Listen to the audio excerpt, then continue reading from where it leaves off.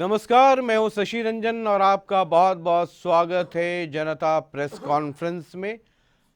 Press conference का एक दौर, एक सिलसिला हमने शुरू किया है और एमएलएस को हम यहां इनवाइट कर रहे हैं इस प्रेस कॉन्फ्रेंस में। अक्टूबर नवंबर में चुनाव हो जाएंगे, नतीजे सामने आएंगे, तो ये वक्त है उनसे हिसाब किताब करने का। पिछले 5 वर्षों में क्या किया, नहीं किया, क्या वादे थे, क्या पूरे हुए, क्या नहीं हुए, ऑपोजिशन के लोग क्या कह रहे हैं, वो तमाम मसले हैं। आज के प्रेस कॉन्फ्रेंस में हमने जिन्हें आमंत्रित किया है, ये इलाका बड़ा खास है। पलवल ज़िले में है और हरियाणा में आया राम गया राम आपने सुना होगा। ये होडल है जहाँ से इसकी शुरुआत हुई, या हरियाणा में ये कहावत प्रचलित हुई, या पूरे देश में आया राम गया राम। 2019 में पलवल जिले की तीन सीटों पर बीजेपी का कब्जा हुआ। होडल से जगदीश नायर साहब जीत करके आए। अब जगदीश नायर साहब भी वो नेता हैं जिनको हर पार्टी का ज्ञान है और सत्ता इनकी किस्मत कह लीजिए या इनकी दूरदृष्टि कह लीजिए, जो भी पार्टी सरकार में रहती है उसमें प्रत्यक्ष परोक्ष क्या प्रत्यक्ष तौर पे उसमें शामिल रहते हैं। तो आज के प्रेस कॉन्फ्रेंस में आमंत्रित मेहमान और एमएलए हैं होडल से बीजेपी के एमएलए जगदीश नायर साहब। बहुत बहुत स्वागत है आपका। नमस्कार जी, शशि रंजन जी, आप सबको मेरा नमस्कार। इस प्रेस कॉन्फ्रेंस की एक परंपरा है, शुरू का 2 मिनट हम आपको देते हैं। जी जी जी, आप अपने कामों का लेखा जोखा प्रस्तुत कर शुरू हो सकते जाऊं। हैं जी।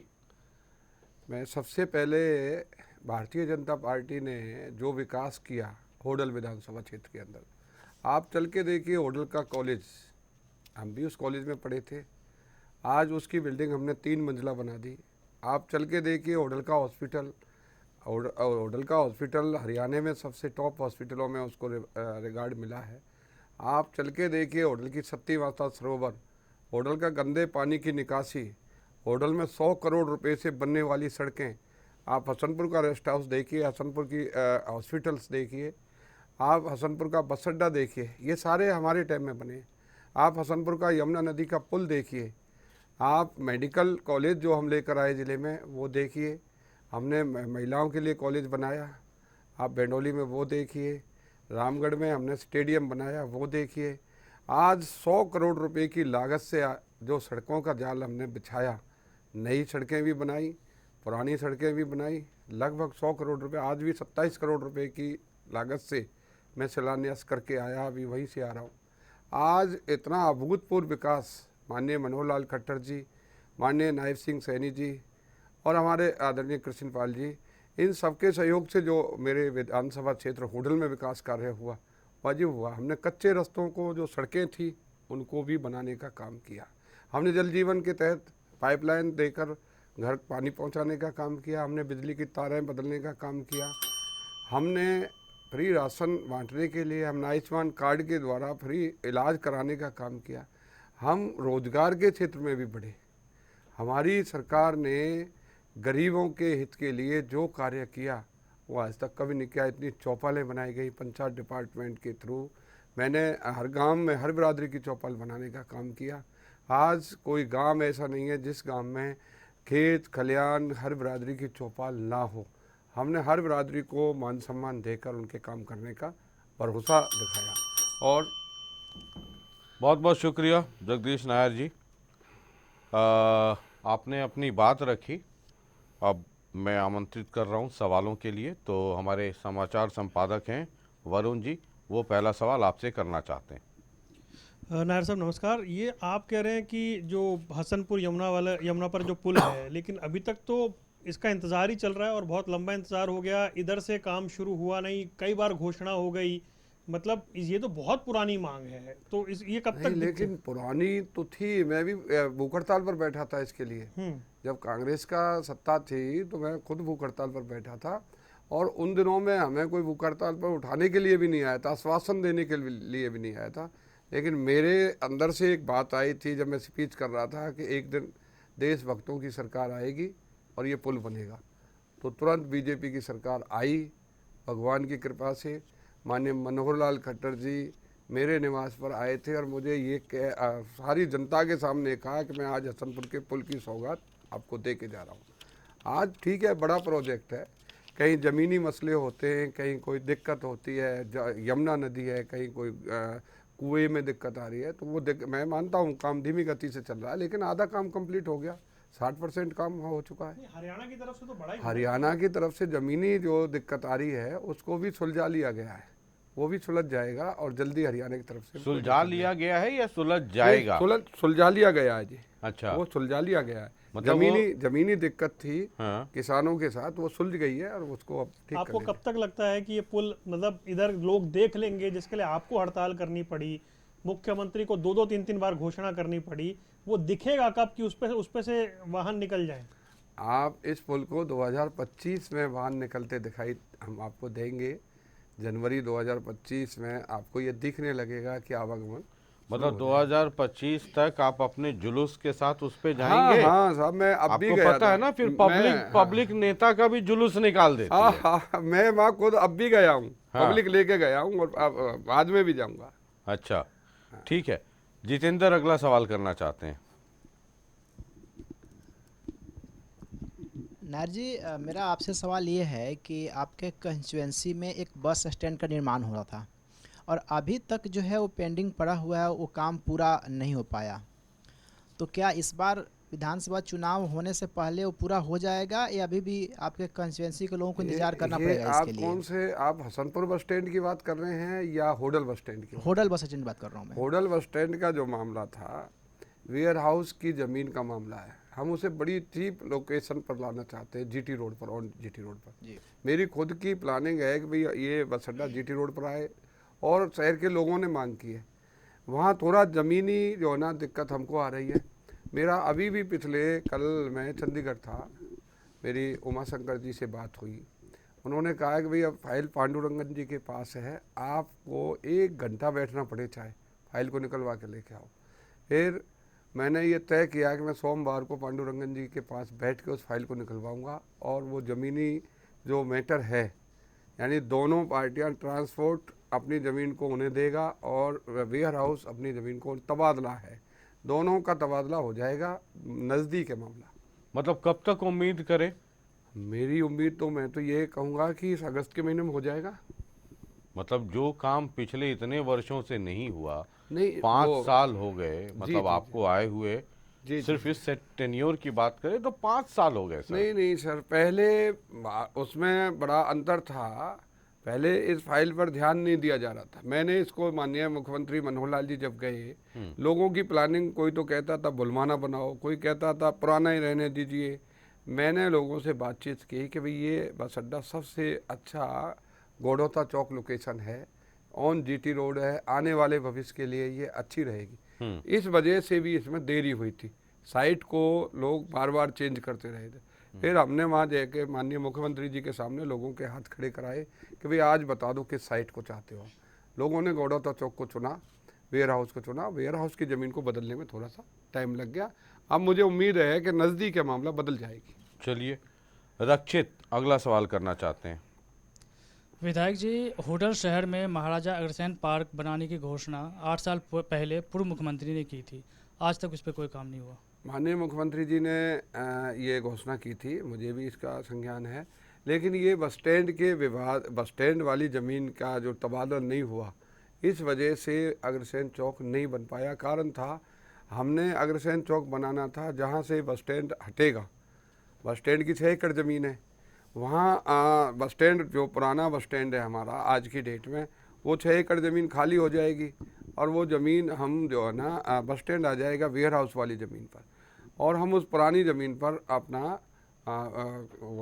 पार्क बनाने का जो निर्णय लिया था सरकार ने, इसलिए थोड़ा सा डिले हो गया। लेकिन आप तो ये कह रहे हैं ना कि वेयर हाउस और बस स्टैंड, इन दोनों की जमीन की अदला बदली होनी है, तो फिर उधर से वेयर हाउस इधर आ जाए? नहीं सर, फिर उसके लिए ज़मीन उसमें तो छुड़वाई जाएगी। सारी ज़मीन तो वेयर हाउस को हम नहीं दे सकते। हाँ।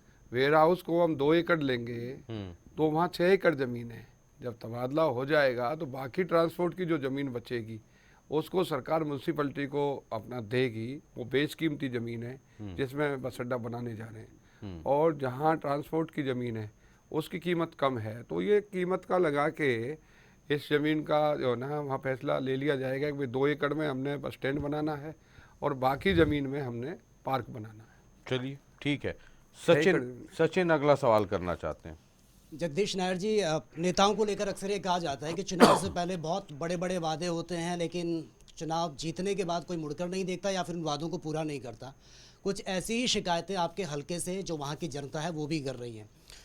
दरअसल आपके क्षेत्र में ITI बनना था, उसकी घोषणा हुई बनाने की, लेकिन वो अब तक पूरा नहीं हुआ काम। साथ ही जो किसान हैं वो परेशान हैं। किसान कह रहे हैं कि भैया वादे तो हमसे भी बहुत किए थे, सिंचाई की बहुत ज़्यादा दिक्कत है, नहरों से और राजवाहों से पानी दिया जाएगा, लेकिन वो काम भी अब तक पूरा नहीं हुआ है। सिर्फ घोषणाएं वादे होते हैं या फिर वाकई इसको एग्जीक्यूट भी किया जाता है? तो इसमें 2 सवाल हो गए सर, एक तो ITI वाला मसला और ITI, सिंचाई। एक सिंचाई। पहले ITI का बता दीजिए। ITI का हमने बंचारी में बनाने के लिए ज़मीन जो है ना सरकार ने चिन्हित कर दी। पहले होटल बनाना चाहते थे, इसमें भी पब्लिक विवाद आ गया था। कोई कहता था होटल बनाओ, औरंगाबाद वाले कहते थे औरंगाबाद बनाओ, बंचारी वाले कहते बंचारी बनाओ। इस बार थोड़ा इसमें हम फंसे रहे कि भाई कहाँ बनाएं। एक ITI देनी है, माननीय मुख्यमंत्री जी ने कहा कि एक ITI देनी है। अब उसके लिए ज़मीन होटल में निश्चित हो गई है और ज़मीन का फैसला भी हो गया, ITI होटल में बनेगी। मतलब ये अभी फैसला हुआ?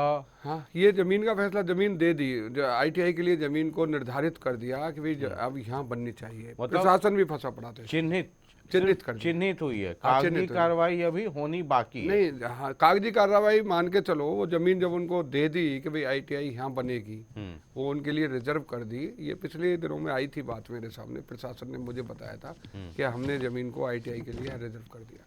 मतलब वो चिन्हित कर हुई है। जी, मतलब जी। अभी आगे की हाँ, कार्रवाई अभी अगली होनी कार्रवाई है। अब होगी। हाँ, मतलब चूंकि उसका बजटरी एलोकेशन, जी, तमाम तरह की चीजें वो अभी होनी जी, है। जी, जी। ठीक है, तो मतलब अभी लंबा, अभी ये ITI का भी मसला किसी लंबा चीज़ की चलेगा। साइट ही नहीं मिलेगी, ज़मीन ही नहीं मिलेगी, तो बनाए कहाँ पे? ये ज़मीन का रोड़ा सिंचाई, होगा। किसानों के सिंचाई का सिंचाई ही वाला मसला जो मैटर सचिन पूछ रहे थे। था, सिंचाई में बहुत सुधार किया है। और आपके अब रेगुलेटर भी लगाए हैं हमने। मैंने इरिगेशन में आप जाके देखिए, गढ़ी, डाडका, बुराका, सौंद, ये काफ़ी लोग खाकी जंगल था। 6 करोड़ रुपए की लागत से हमने विजयगढ़ के अंदर, खिरवी पंचायत में आता है विजयगढ़, वहाँ हमने एक रेगुलेटर लगाया है। हमने वहाँ के सिंचाई के पुल बनाए जो अंग्रेज़ों के राज के पुल थे। हमने रजवाओं की सफाई की है। हमने रजवाओं को पक्का कराने के लिए आधे एरिया के रजवा पक्के किए हैं। आधे जो विधानसभा के रजवा हैं, जैसे होडल रजवा और हसनपुर रजवा, इनकी मंजूरी हो गई है। पैसा जो है ना इसके लिए डाल दिया गया है। ये अब मेरे से अभी पूछ रहे थे अधिकारी, कह जी हम इनका काम कब शुरू करें। मैंने कहा यार बरसात में तो हो ही नहीं सकता, बरसात निकाल दीजिए, बरसात निकालने के तुरंत बाद काम शुरू कर दीजिए, क्योंकि अब फसल का सीज़न चल रहा है, हमें पानी की ज़रूरत है। धान के सीज़न में लोगों को पानी देना पड़ता है, बरसात के पानी को कहाँ ले जाएंगे, इसलिए रोक दिया गया है। इसका काम चालू होने वाला है। ठीक है, अब ये सारे मसले तो है ही जी। एक मसला ये भी है कि होडल जो है आज की तारीख में, ये आया राम गया राम वाली तो है ही। जी, आप भी सर कई सारी पार्टियां तो घूम करके आ ही गए हैं और हर जगह आप पावरफुल भी रहे हैं, आपको मतलब हर जगह बड़े बड़े ओहदे मिलते रहे। अब मुझे ये बताइए कि अब होडल में उदय भान कांग्रेस के प्रदेश अध्यक्ष हैं, जी, जी, जी, और अगली लड़ाई आपको पता है कि और तो कोई कैंडिडेट होना नहीं है, कांग्रेस के कैंडिडेट उदय भान होंगे। जी, जी। ये कितना बड़ा चैलेंज आपके लिए होगा 2024 के विधानसभा चुनाव में? मैं कभी जो है ना बड़े नेता से घबराता नहीं। हम्म, मैं भी मानता हूँ देवान जी बड़े नेता है और स्वागत भी करता हूँ। वे ये कांग्रेस ने उनको सम्मानित पद दिया है, हमारे एरिया में उनका सम्मानित पद है। लेकिन जब भी उदयवान जी बढ़े हैं, वहाँ की जनता का टेस्ट बता रहा हूँ मैं, जब भी उदयवान जी को पावर मिली है तो लोगों में घबराहट होता है कि उदयवान जी की पावर लोगों को तंग करेगी। अच्छा, ऐसा क्यों? वो लोगों को पूछें आप जाके, ये तो लोग बताएंगे कि क्यों होता है ऐसा। उदयवान जी का स्वभाव और नेचर से आज ही लोग परेशान हैं। जब पावर में आ जाते हैं तो उदयवान जी से लोग झिझकते हैं। अच्छा, उदयवान जी से मिलने से झिझकते हैं, उनके कार्यशैली से झिझकते हैं। और मेरे ऊपर ये हमेशा आता, मैं भी सुनता हूँ अपने कानों से कि यार जगदीश को कहीं पकड़ लो, उससे कहीं बात कर लो, उसे गुस्से में भी क्या हो फिर वो नाराज़ नहीं होता। उदयभान जी के सामने आप बात नहीं कर सकते, ये बातें आती है जनता। तो मैं कभी भी जब भी उदयभान जी ऊपर बड़े हैं, मुझे हमेशा रिलीफ मिला है। जनता बच्चे अच्छा, की मतलब जब जनता जब वो ऊपर गए तो आपके लिए मुझे रिलीफ मिलता है। हाँ। मुझे जनता बच्चे की तरह अपनी गोदी में ले लेती है और मेरी रक्षा करने लगती है। ये मेरे को इस बात का फॉर्मूला का निश्चित ज्ञान है। उदयभान जी में जितनी पावर आएगी जनता मेरे साथ खड़ी हो जाएगी, और ये खेल जनता का है, ये किसी निजी पावर का पार्टी का खेल नहीं है। मैं अपना राजनीतिक अनुभव बता रहा हूँ। वहाँ पार्टियों से भी ज़्यादा दो नामों पर चलता है युद्ध, जगदीश नायर उदयभान, जगदीश नायर उदयभान का खेल चलता है। तो ये मतलब मैं पहली बार सुन रहा हूँ कि किसी की तरक्की होती है तो उनके जो दूसरी तरफ मोहब्बत वाले आदमी हैं उनको और खुशी होती है। तो आप तो चाहेंगे कि वो अभी तो प्रदेश अध्यक्ष हैं, वो राष्ट्रीय अध्यक्ष हो जाएं? नहीं, मैं तो चाहूँगा वो राष्ट्रीय अध्यक्ष बने। हाँ जनता उनसे जो जितना ऊंचा जाते हैं, जनता मेरे साथ खड़ी हो, मुझे जनता चाहिए। हाँ। पदों से जनता नहीं जुड़ती है। अच्छा, आपको जनता चाहिए, जनता- उनको पद चाहिए। उनको पद चाहिए, मुझे जनता चाहिए। अब आप इतनी तारीफ कर रहे हैं जी, तो उदयभान जी को से मिलवा देते हैं आपको, जरा उदयभान जी को सुनिए क्या कह रहे हैं। बुलाइए। जहाँ तक कार्यकाल की बात है, कार्यकाल तो जो 0/0 उसमें मतलब क्या, उसके लिए क्या हम देंगे, उनको क्या कहेंगे। एक भी कोई विकास का काम यहाँ पर इस 5 साल में नहीं हुआ, सिवाय झूठ परोसी गई। ना कोई किसानों के रेस्ट हाउस बना है, सारा जो इंफ्रास्ट्रक्चर जो बनना था वो वहीं के वहीं रह गया। जो हुड्डा सेक्टर मंजूर हुआ था उसके दिशा में भी इसमें कोई इसमें यहाँ पर इलाके में कोई भी काम नहीं हुआ कि जो जहाँ जैसे थी स्कीम जो हमने मंजूर कराई थी वो ऐसे कैसे पड़ी रही। ना तो सेक्टर डेवलप हुआ, जिसमें बाईपास भी बनना था, कम्युनिटी सेंटर बनने थे, स्कूलें बनने थे, बढ़िया एक कॉलोनी बननी थी। तो ये जो सारे काम, जो कोई भी काम ये नहीं हो पाया। अब बताइए, जब आपने प्रेस कॉन्फ्रेंस की शुरुआत की तो इतनी लंबी चौड़ी बातें की, और जिनकी तरक्की से कांग्रेस वाले खुश हो ना हो, जगदीश नायर इतने खुश हैं कि मैं खुश मतलब हूँ, उदयभान मुझे जी खुश अब प्रदेश अध्यक्ष राष्ट्रीय अध्यक्ष हो जाएं, वो कह रहे हैं कि आपको तो जीरो अभी शून्य अभी बटा मैं सन्नाटा कह रहे हैं। मैं बड़ा अचंभा मानता हूँ उदयभान जी के बयान को सुन के। वो कहते हैं कि कुछ नहीं हुआ। मैं उदयभान जी को दर्शन कराता हूँ विकास कार्यों के। चले एक दिन गाड़ी में बैठे दोनों भाई, मैं गाड़ी चला के लेके जाऊंगा, उदयभान जी साथ चले, मैं उनको दिखा के लाऊंगा जो खाकी जंगल था, जहाँ लोग तरस रहे थे पानी के लिए, गढ़ी गांव वाले। आज वहाँ जाके देखें, लोग फोटो खिंचवा के आते हैं, इतनी अच्छी वहाँ रेगुलेटर बनाया है। ऐसा लगता है कि जैसे कोई विदेशी जो ना वो बना के हमको स्कीम दी है। आप चल के होटल का कॉलेज देखो, आप चल के होटल के अस्पताल देखिए, आप हसनपुर का अस्पताल जाके देखिए, बनता हुआ दिखाई देगा। आप बस अड्डा देखिए कितना चमाचम। उदयभान जी ने क्यों नहीं बनाया? 10 साल लगातार विधायक रहे थे, उनको हसनपुर बस अड्डा नहीं दिखा, होटल का बस अड्डा नहीं दिखा, होटल का अस्पताल नहीं दिखा, होटल की कॉलेज नहीं दिखी, होटल का सती सरोवर देखिए, जहाँ मुख्यमंत्री जी रात को अचानक जाते कि मुझे होटल की सबसे प्रसिद्ध जगह बताओ। वो मैंने कहा जी लाइटिंग देखनी है तो होटल की जयपुर जैसा दिखेगा होटल, सती माता का सरोवर देखिए। वो हमने ही बनाया था, उसके तालाब का जीर्णोद्धार। तो ये आप उदयभान जी भी तो वहीं रहते हैं, उनको घुमाया नहीं आपने? उदयभान जी घूमते ही नहीं, उदयभान जी तो राजनीति में घूमते रहते हैं, वो जनता में तो घूमते ही नहीं। उदयभान जी तो केवल पार्टियों में घूमते हैं, मैं जनता में घूमता हूँ। मैंने जो तय किया था कि होटल को गंदे पानी से मुक्त कराएंगे, हमने नाले बनाए, बड़े नालों में उनको डालने का काम किया। आपने तो कभी आगरा गए होंगे, बहुत बड़ा नाला दिखाई देता होटल को क्रॉस करते, मैंने सारे शहर का पानी उस नाले में डाल दिया। मैंने प्रण लिया था जिस दिन विधायक बनूंगा तो सबसे पहले पानी निकासी का काम करूंगा, और वो किया। उस पर हमारा 10 करोड़ लागत आई। अच्छा, आज मैंने सरकार के माननीय मुख्यमंत्री जी से लेकर 40 करोड़ रुपए अभी नगर पालिका में दिया। नगर पालिका के सारे काम अधाधुंध हमने सड़कें, गलियां, नालियां बनाने के लिए मैंने चेयरमैन साहब को कह दिया, बनाइए, जो नक्शा आप बना के दोगे उसे कराते रहिए, हमने कोई डिस्टर्बेंस नहीं। आज दबादब काम हो रहे हैं होटल के अंदर। उदयभान जी को इस चीज़ की टीस है कि विकास क्यों हो रहा है, मैं नहीं कर पाया, मेरे समय में क्यों नहीं हुआ। और ये करना चाहिए था, 10 साल में बहुत काम होता है। मैं लगातार 10 साल नहीं रहा कभी, मेरी टर्न ओवर हो जाती है कई बार। तो मैं उदयवान जी से यही कहता हूँ कि विकास के मामले में आप हमसे सीखें, हमसे देखें कि विकास कैसे होता है। तो इस बार लगातार 10 साल होगा या इस बार भी गैप हो जाएगा? मैं तो चाहूँगा कि लगातार 15 साल करूँ, ये तो जनता का फैसला होगा जी। ठीक है, अगला सवाल एक तरफ तो उदयभान घेर रहे हैं, जरा वरुण आपसे एक सवाल करना चाहते हैं, और भी कई लोग आपको घेरा घेरी कर रहे नायर हैं। साहब, प्रदेश में इस समय सबसे बड़ा जो मुद्दा है वो कानून व्यवस्था का मुद्दा है। विपक्ष कहता है कि कानून नाम की कोई चीज़ नहीं है, सरकार कहती है कि हम बेहतर काम कर रहे हैं। लेकिन जब जगदीश नायर जो पूर्व में मंत्री रहे हैं, कई बार के विधायक हैं, मौजूदा समय में भूमि सुधार विकास निगम के चेयरमैन हैं, जी जी जी। 10 से 12 बदमाश आके उनके घर को घेर लें, हवाई फायर करें, गाली गलौज करें, तो फिर कानून का इकबाल कहाँ है? विधायक जी ही सुरक्षित नहीं, उन्हीं के यहाँ माहौल खराब किया जा रहा है, तो प्रदेश की सुरक्षा फिर किसके भरोसे?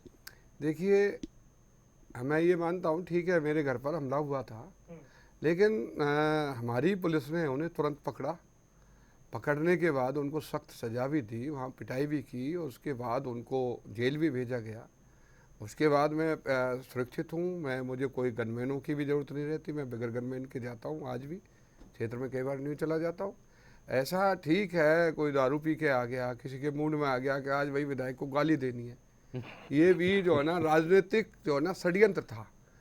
मैं इसे राजनीतिक षड्यंत्र कहूँगा, ये तो नहीं कहूँगा कि ये किसने भेजे थे। राजनीतिक षड्यंत्र था कि जगदीश को डरा के आओ, लेकिन जगदीश डरने वाला ये व्यक्ति दुस्साहस है ना, पब्लिक के बीच क्या मैसेज गया कि इतनी हिम्मत बढ़ गई है बदमाशों की? लेकिन हमने उन बदमाशों का इलाज तो किया, उनको पकड़ के जेल भिजवा दिया, वो जो है ना जेल में पड़े सारे। तो ये घटना मतलब कोई है इसके पीछे, या ये राजनीतिक, ये जो 10-12 लोग आए थे ये उनको भी मोहब्बत थी आपसे? पत्रकार जी, शशि रंजन जी, आप बहुत बड़े पत्रकार हैं, मैं बहुत दिन से आपको सुनता आ रहा हूँ।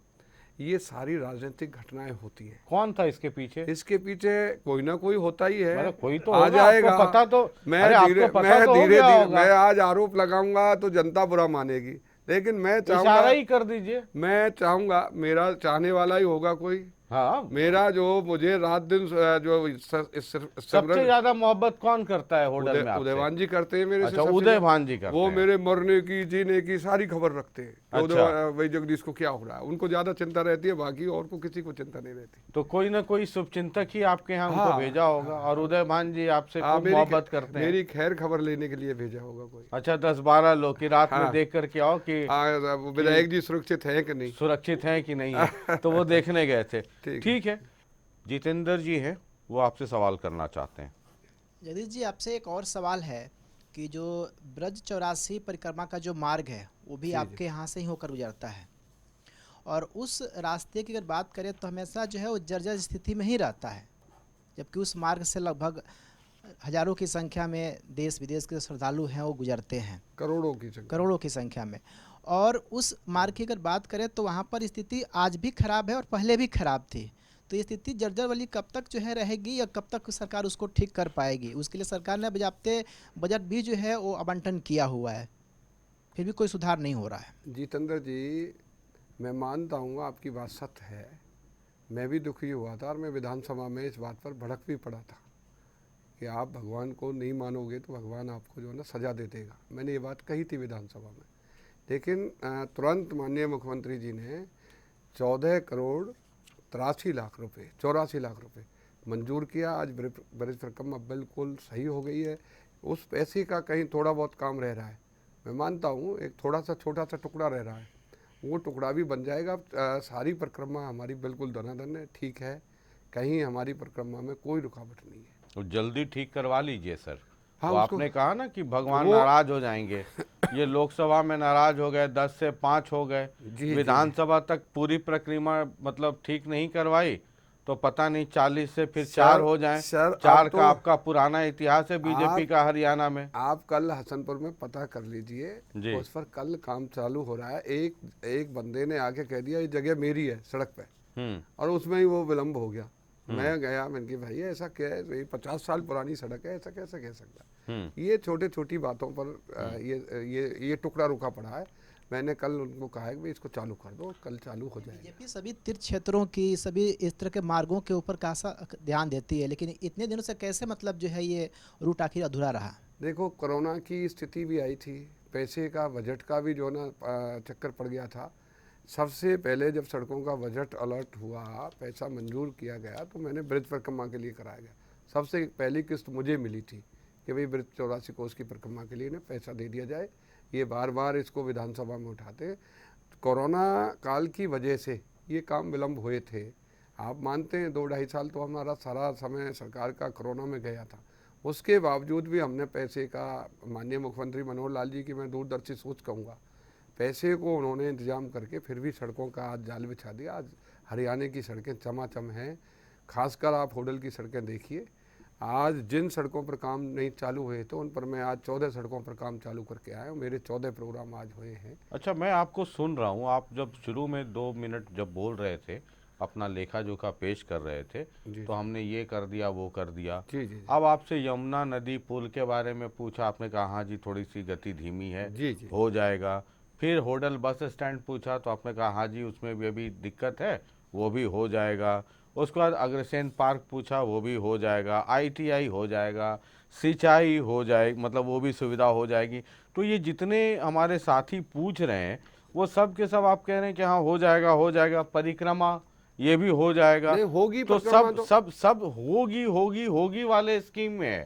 सर, और अक्टूबर परिक्रमा नवंबर तो- में चुनाव है। जी। यहाँ अगर जनता ने ज्यादा परिक्रमा कर दी तो फिर आप परिक्रमा करने लायक नहीं रह जाएंगे। सर, परिक्रमा आप आइए, मैं आपको परिक्रमा में घुमा के लाऊंगा। चमाचम बन चुकी परिक्रमा, तो उसका ज़्यादा हिस्सा नहीं रह गया। उसका एक अधिकारी काम करें तो उसका टोटल 4 घंटे का काम है।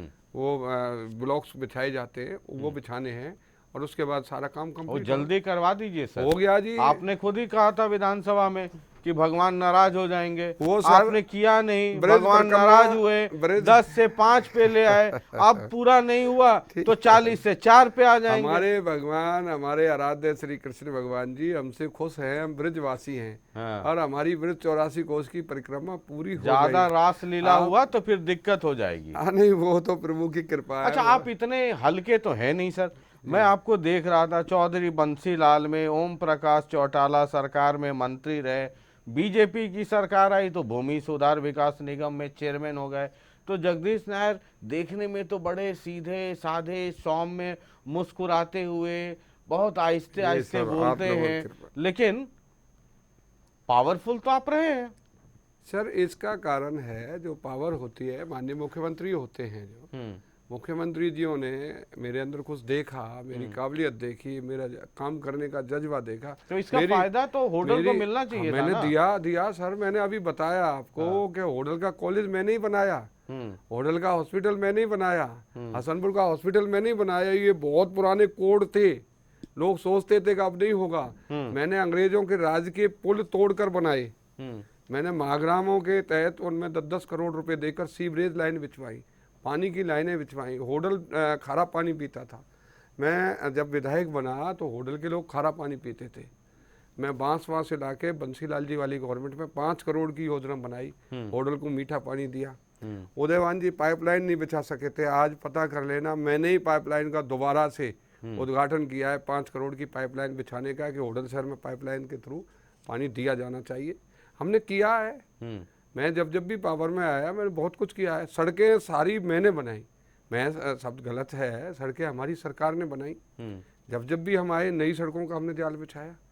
उदयवान जी बताएं कौन सी सड़क का हमने निर्माण किया, हमारे पास लिस्ट है, हम सारी सरकारी चिट्ठियां देंगे। तो जो जब मैं सरकार में आया तो मैंने विकास को बहुत तेजी से जो ना आगे बढ़ाया। मैं मानता हूँ सारा विकास तो भगवान राम भी नहीं कर सकते, भगवान पर भी नहीं होता। हम एक इंसान हैं, हमने कोशिश की है करने की, कुछ आगे बढ़ाया है, समय मिलेगा तो और बढ़ाएंगे। ठीक है, वरुण एक और सवाल करना चाहते हैं आपसे। मेरा सवाल सर पिछले सवाल से जुड़ा हुआ है, क्योंकि ये जो मैंने कहा दुस्साहस है, जो हिम्मत बढ़ती है, इसका संबंध जगदीश नायर जी से कैसे हो जाता है? ये चुनाव लड़ा जा रहा है 2 मुद्दों पे। विपक्ष कह रहा है कि सबसे ज़्यादा बेरोजगारी हरियाणा में है, सरकार कह रही है कि बिना पर्ची बिना खर्ची मेरिट पे नौकरी। इन सब के बीच में किसी की ऐसी हिम्मत हो गई कि वो जो विधायक जी हैं उनका नकली साला बनकर 15 लाख रुपए की ठगी करके सरकारी नौकरी का झांसा दे रहा है। अब इसका भी मैं आपको दूंगा। हम्म। भाई वो जाट समाज से है, मैं वाल्मीकि हूँ, इसमें भी हमारे किसी शुभचिंतक की योजना है कि भाई किसी भी तरीके से बदनाम करो। जगदीश नायर आज तक बदनाम नहीं हुआ। जाट समाज में मेरी कैसे रिश्तेदारी हो जाएगी? भाईचारा है। वो आदमी समझा नहीं, ये क्या क्या कह रहे हैं आप? जो इन्होंने क्वेश्चन किया है वो बंदा जाट समाज का बंदा है, ठीक है। उसे मेरा साला बनाया जा रहा है, उसे साला बना के उसके खिलाफ केस दर्ज किया जा रहा है। वहाँ ब्याज का लेन देन है उनका। वो लड़ते लड़ते मेरे घर आ जाते हैं दोनों, कह जी हमारा पैसा इसने लिया ब्याज पर, ये हमारे पैसे को वापस नहीं कर रहा है। मैं पंचायती आदमी, मैंने कहा है दोनों भाई बैठ के भाई निपटा लो, भाई कमती बढ़ती ब्याज ले लो। ऐसे फैसले बहुत आते हैं मेरे पास, एक नया फैसला नहीं है। उनको लगा है कि नायर साहब तो इसकी मदद कर रहे हैं, इस पार्टी की मदद कर रहे हैं, क्यों नहीं इनको लपेट लिया जाए। इस तरीके से ऐसी योजना बनाकर हमारे शुभचिंतक हमारी छवि को खराब करना चाहते हैं, जिस वजह से वो अपने राजनीतिक मंसूबों को पूरा करना चाहते हैं। वो जाट समाज का लड़का है, मैं वाल्मीकि हूँ, मेरा साला कैसे बन जाएगा? वो मैं बना भी नहीं सकता। एक बहुत बड़ा सामाजिक कलंक लग जाएगा मेरे ऊपर। तो ये मतलब आपसे मोहब्बत करने वाले लोग हर गली, हर मोहल्ले, हर मैं गांव में कहता हूँ इतनी ओछी राजनीति करते हैं कि जगदीश नायर कहीं पकड़ में आए, जगदीश नायर की छवि को कहीं से खराब किया जाए और जगदीश नायर को इन मुद्दों से ही चुनाव हरा लिया जाए। कौन कर रहा है ये सब? एक तो आपने बताया पहले, मेरे चाहने वाले लोग करते होंगे। मतलब एक हैं, दो हैं या कई हैं? मैं जी पता नहीं लगता कौन मेरे को कितना चाह रहा है, ये तो जो है ना समय बताता, उनके चेहरे अपने आप तो उजागर हो फिर जाए। मतलब एक जैसे हम लोग करते हैं ना सर्वे जी जी कि जी। कौन जीतेगा हारेगा, तो आप इतने हैंडसम हैं कि मतलब। मैं हैंडसम नहीं हूँ, लेकिन मैं लोगों के लिए सरदर्द बना हुआ हूँ। अच्छा। लोग मेरे जीवन की कामना करते हैं कि ये कैसे आगे बढ़े, कैसे पीछे हटे। मैं हैंडसम तो नहीं हूँ, लेकिन मेरे बारे में लोगों की चिंताएं बड़ी रहती है। नहीं, आपने जैसे कहा ना कि रात में 10-12 लोग आपके घर पहुंच गए, तो आपने कहा कि जो आपके शुभचिंतक हैं, और आपने कहा कि सबसे बड़े शुभचिंतक आपके उदय भानी हैं, तो देखने के लिए भेजा होगा कि रात में ठीक से सुरक्षित हैं कि नहीं है। ये सब जो साला बना दिया, सरहज बना दिया, ये सारा ड्रामा हो रहा है। ये राजनीतिक ड्रामा है। आप तो बहुत नेताओं को सुनते हैं, बहुत नेताओं से आपने विचार लेते हो, आप सारी बात समझते हो। मैं इस बात को दावे के साथ कहता हूँ कि ये एक पंचायती फैसले के लिए लोग मेरे पास आ जाते हैं। दूसरी पार्टी को वहम होता है कि ये इनकी पक्ष ले रहे हैं, जबकि मैं पक्ष लेता ही नहीं किसी की। उनका आपस में रिश्तेदारी का मामला, ब्याज का लेन देन है। बाकी चलो क्या क्या योजनाएं बनती हैं, लोगों का अपना मूड है, वो अपना योजना बना रहे होंगे। तो ये जो आपसे मोहब्बत करने वाले लोग हैं होडल में, वो एक उदय भानी है या उदय भान के अलावा और भी एक आध दो लोग? उदय भान जी ज्यादा ध्यान रखते हैं। उदय भान जी मेरा ज्यादा ध्यान रखते हैं। अच्छा, जगदीश नायर जी का ध्यान उदय भान जी रखते हैं, ज्यादा रखते हैं। ज्यादा रखते हैं, बिल्कुल। अच्छा, उसके बाद थोड़ा कम वाले और भी कुछ है? नहीं, मुझे और क्या किसी का नहीं एक ही आदमी है जो आपका? हाँ, वो ख्याल रखते हैं। मैं उनका धन्यवाद भी करता हूँ। मेरी कम से कम वो तो ध्यान तो रखते हैं। हाँ, मैं उनका धन्यवाद भी करता हूँ चैनल के माध्यम। तो मतलब एक है होडल में उदय भान जो आपका ध्यान, वो बड़े हैं इसलिए ध्यान रखते हैं। अच्छा, वो बड़े भाई हैं। हाँ, इसलिए तो छोटे का ध्यान रखना जरूरी है। वो छोटे का ध्यान रखते हैं हर बात पर। कोई छोटा भाई कहीं ना कहीं, उनके मुंह से छोटे भाई के प्रति कुछ ना कुछ निकलता रहना चाहिए। ठीक है। एक और है घीसा राम जी हैं, जानते ही होंगे आप, INLD से हैं। जरा उन देखिए, वो भी आपसे मोहब्बत मतलब क्या इजहार मोहब्बत कर रहे हैं, जरा देखिए। ठीक है। घरों को बढ़ाने के चक्कर में लगे रहे, चाहे नायर है, चाहे भाई उदयमान जी हैं, कोई भी है, किसी ने भी क्षेत्र का विकास करने का कार्य नहीं किया। शिक्षा का बुरा हाल है, किसी भी स्कूल में पूरे टीचर नहीं है, कॉलेज में लेक्चरार नहीं है, शिक्षा का सिस्टम सारा डिस्टर्ब हुआ पड़ा है। होटल क्षेत्र में सफाई का बड़ा भारी गंदगी फैली हुई है, गलियों में पानी भरा रहता है। हॉस्पिटल है तो उनमें डॉक्टर नहीं है, स्कूल हैं उनमें मास्टर नहीं है, कॉलेज हैं तो लेक्चरार नहीं है, तो व्यवस्था सारी चरमरा गई है। जो चालू प्रेसिडेंट में MLA है, उसने लूट खसोट के सिवाय कोई काम नहीं किया। मतलब आप इतने काम गिनवाते हैं, बाकी जितने भाई हैं आपके, किसी को कुछ दिखाई पड़ता नहीं है। ये बेचारे बरसाती मेंढक हैं। अच्छा, ये हवालदार थे। मैं इनको ये रोज टर्मिनेटेड सस्पेंड हुआ करते थे, लोग मेरे पास इनको लेके आते थे कि इनको बहाल करा दीजिए जी। और इन पर आरोप जो लगते थे, जो ये मेरे पर आरोप लगा रहे हैं, इन्होंने जो कहा है वो इनका पैतृक काम था। अच्छा, मैं क्या 2-4 बार की क्या क्या काम ये था? लूट, ये थाने में रहते थे, थाने की रोज शिकायतें आती थी, जी इतने पैसे ले लिए, सस्पेंड हो गया, इसे तो जी बहाल करा दो। फिर हम बहाल कराने में लग जाते थे जनता की आवाज पर, हमें पता नहीं रहता था, बाद में निकल के आती थी कि भाई ये तो इस बात पर सस्पेंड हुए, किसी से कुछ ले दे लिया होगा। अच्छा। बाकी चलो, मैं नहीं कहता, कोई भी आगे बढ़ सकता है, आगे बढ़ना भी चाहिए। तो ये सब बरसाती मेढक है। हाँ हाँ, ये इसका बेचारे का क्या लेना देना, ये रेवाड़ी से आता है, होडल की जनता इसको कैसे लाइक कर लेगी।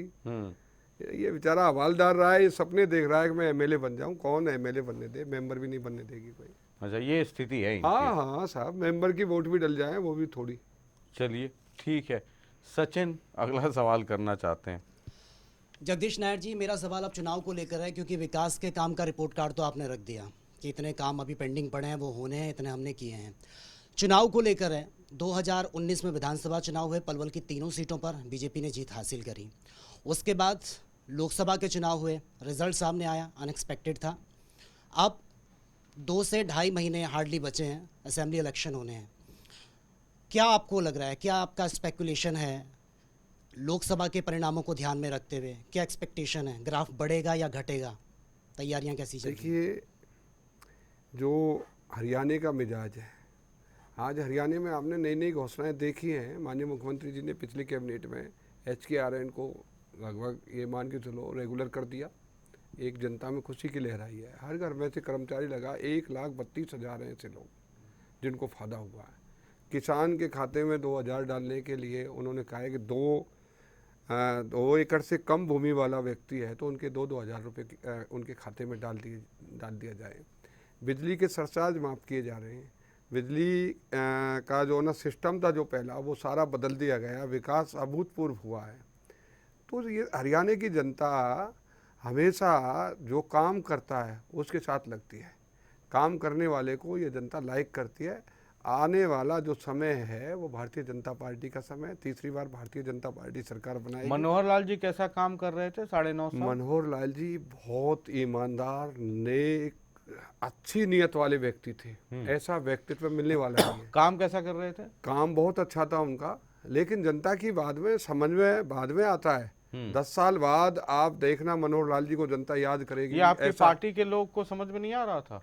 आपने कहा ना कि जो काम करता है जनता उसको समझती है, तो ये आपके पार्टी के लोगों को समझ में नहीं आ रहा था कि मनोहर लाल जी अच्छा काम कर रहे हैं? हमारी पार्टी एमएलए ही बीजेपी के कह रहे हैं 10 साल के बाद लोग मनोहर करेंगे, गुणगान करेंगे। आप तो जनता ने तो अभी हटाया नहीं, जनता को तो हटाना होगा, रखना होगा, तो चुनाव में करेंगे 2 महीने बाद। मुझे पता नहीं कौन सा एमएलए मनोहर लाल जी के लिए खिलाफ बोला था, लेकिन मैं अपने अनुभव की बात नहीं खिलाफ नहीं, मैं कह रहा हूं कि एमएलए 25 उनके साल पक्ष में की बोल उम्र रहा है। में एमएलए बना था, मैंने इतना ईमानदार मुख्यमंत्री नहीं देखा।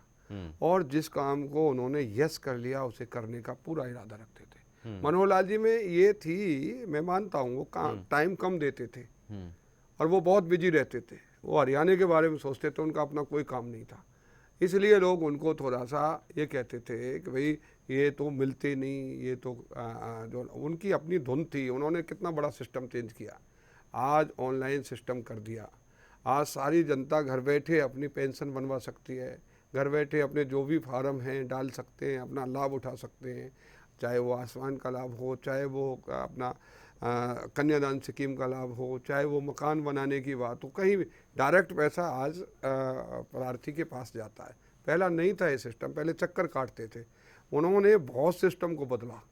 तो ऐसा व्यक्ति जनता को 10 साल बाद जनता पुकारेगी कि मनोहर लाल जैसा व्यक्ति तो फिर दोबारा। तो वो मिलते नहीं थे और अभी वाले 2-2 बजे रात तक मिलते ये हैं। शैली होती है, मैं बहुत मिलता हूँ। तो ये अच्छे थे या वो अच्छे थे? देखिए, दोनों मुख्यमंत्री अच्छे हैं। मिलनसार होना भी बहुत अच्छी काबिलियत है।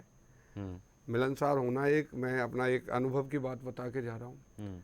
आप किसी को कुछ मत दो, मिलनसार अच्छे हो जाओ। किसी के घर पर गेस्ट जाए, खाना भी अच्छा मत खिलाइए, मीठा बोल जाइए, उसकी आप भगत अच्छी कर दीजिए, वो आपकी बुराई नहीं करेगा। मतलब एक एमएलए को चुन लें, वो काम करे ना करे, मीठा बोलता रहे। सर, इज्जत से इज्जत किसी को दे, काम तो वो करेगा ही करेगा, उसका कर्तव्य है। काम ले कहाँ जाएगा, ग्रांट को कहाँ लेके जाएगा? ग्रांट जो हिस्से की आएगी वो तो उसको लगानी पड़ेगी।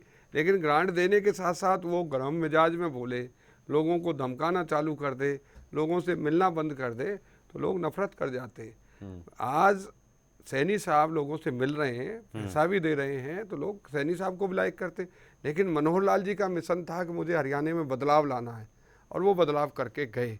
उसके लिए एकांतवास चाहिए। बदलाव लाने के लिए मीटिंग आईएएस के साथ बैठ के मीटिंग करना, अगर जनता में घिरे रहते तो वो सारा बदलाव नहीं हो सकता। तो इसका मतलब कि नायब सैनी वो सब बदलाव कर नहीं पाएंगे? ये तो नहीं, गिरे ही नायब रहते सैनी हैं। जी का 24 घंटा गिरे रहते हैं सर, नायब सैनी जी की 2-2, 3-3 कैपेसिटी, घंटा लेट पहुंचते हैं, मतलब 1-1.5 घंटा लेट। तो कैबिनेट मेरी की आज मीटिंग की में बात मैं आपके स्टूडियो में कह के जा रहा हूँ, नायब जी। Saini ji like person, public के बहुत मनपसंद हीरो बनेंगे एक दिन, अच्छा, हीरो बनेंगे। आज नायब सैनी जी की कैपेसिटी है काम करने की। जब वो पब्लिक जनता के बीच में होते हैं, मिलते हैं, तो बड़ी सहजता से मिलते हैं। ऑफिसरों के बीच में होते हैं तो बहुत देर देर तक मीटिंगें लेते हैं। ये कैपेसिटी होती है। मेरी कैपेसिटी है, मैं नॉन स्टॉप चल रहा हूँ। मुझे अब मैं 14 प्रोग्राम करके आया हूँ, यहाँ आ गया, रात को अभी घर की मीटिंग भी लूँगा जाके, अपने सारे कामकाज देखूंगा, सुबह फिर मेरे प्रोग्राम चल जाएंगे। अपनी अपनी कैपेसिटी होती है ये। माननीय मनोहर लाल जी की कैपेसिटी थी कि मुझे बदलाव लाना है, डिस्टर्बेंस नहीं करना। जनता से मिलने के बाद मेरे को डिस्टर्बेंस हो जाएगा, मैं बदलाव नहीं ला सकूंगा। वो एमएलए से सारे काम ले लेते थे। एमएलए से कहते थे कि आप हल्के की सारी बातें मुझे दीजिए। तो एमएलए कहते थे कि वो मनोहर लाल जी से मुलाकात होना ही नहीं मुश्किल साहब, हो जाता था। मनोहर लाल कई जी दिन मंगलवार बाद का, तो टाइम मिलता मंगल था। और बुधवार का हाँ, आप 2 जाके दिन बाद में कर दिया था कि आप एमएलए से मिल मंगलवार और सकते हैं। बुधवार को जैसा मुख्यमंत्री अकेले में मनोहर लाल जी मिलते थे, आज तक कोई मुख्यमंत्री नहीं मिलता। वो अकेले विधायक को पूछते थे, बताओ क्या समस्या है। अकेले से बात करने में मुख्यमंत्री जी के सामने सारी बातें जो है ना हल होती थी। दूसरा बंदा भी राजनीति में आ जाता है तो अपनी बात छुपा जाता है एमएलए। लेकिन मनोहर लाल जी की मैं इस नीति को बहुत अच्छा मानता था कि वो अकेले विधायक को बुलाते थे, आ जाइए भाई, 10 मिनट 15 मिनट जो आपको बात कहनी है वो कह लीजिए, उसके बाद मुझे समस्या दे जाइए और जाइए, हल हो जाएगी। और होती थी। लेकिन सैनी साहब का है, सैनी साहब का मिलने का जो तरीका, जो मिलेगा ही नहीं वो करेगा क्या। मिलना भी राजनीति का एक आभूषण है, गहना है। मिलोगे तो उम्मीद बढ़ेगी, आस बढ़ेगी, सामने वाला उम्मीद करेगा कि ये मैं मिल लिया तो मेरा काम भी होगा। ये तो जनता का खेल है।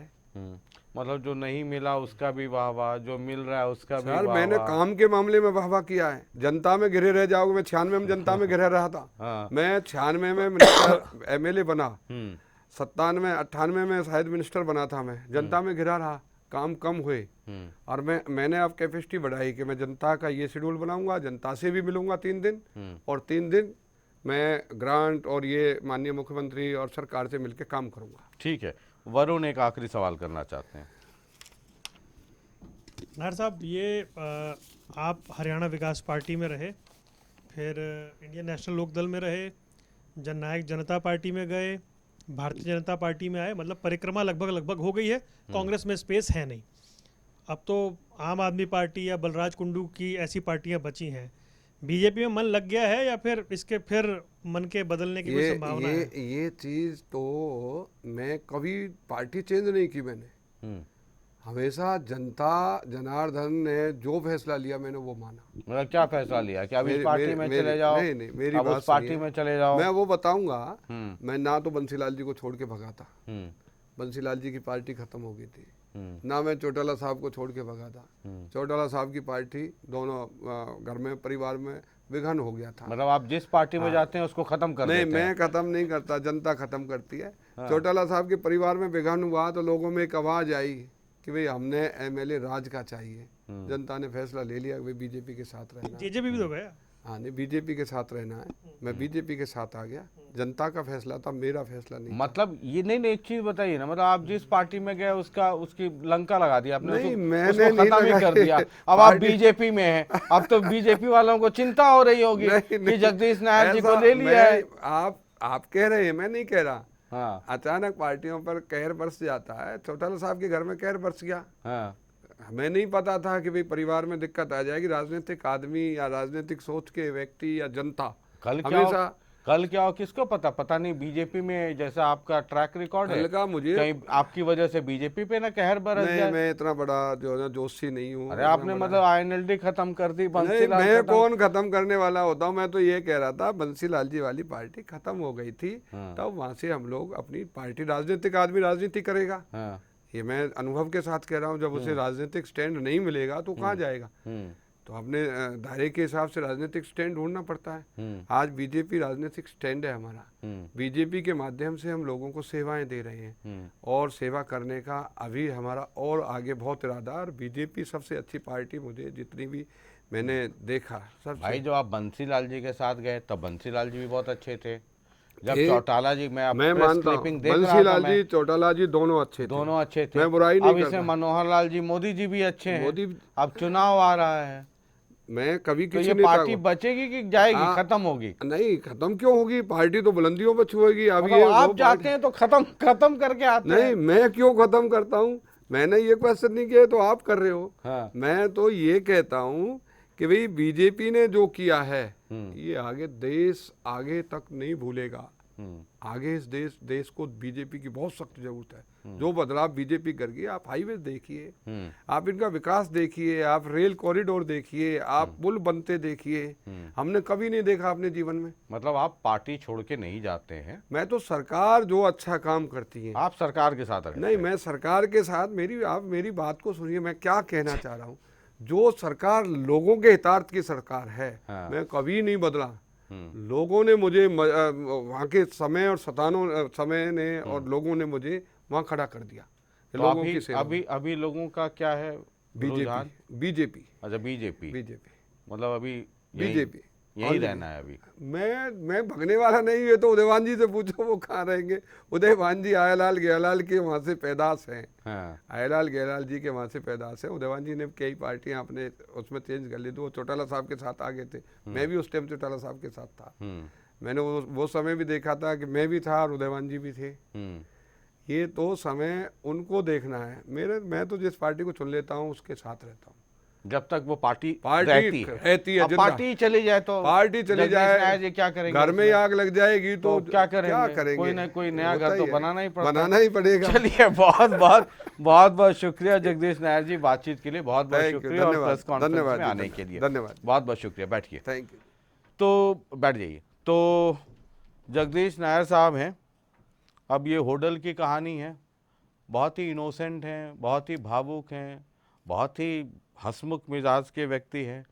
कह रहे हैं जी आप मुझ पे ये आरोप मत लगाइए कि मैं इस पार्टी में गया, उस पार्टी में गया, उस पार्टी में गया।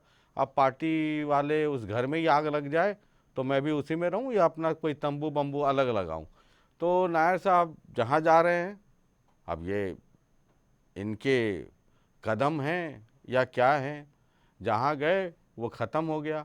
अब मुझे चिंता इनकी नहीं, बीजेपी की होने लगी है। अब वो बीजेपी में है, कुछ दिन के बाद चुनाव है। ये बीजेपी पार्टी कभी 4 सीटों वाली पार्टी हुआ करती थी हरियाणा में।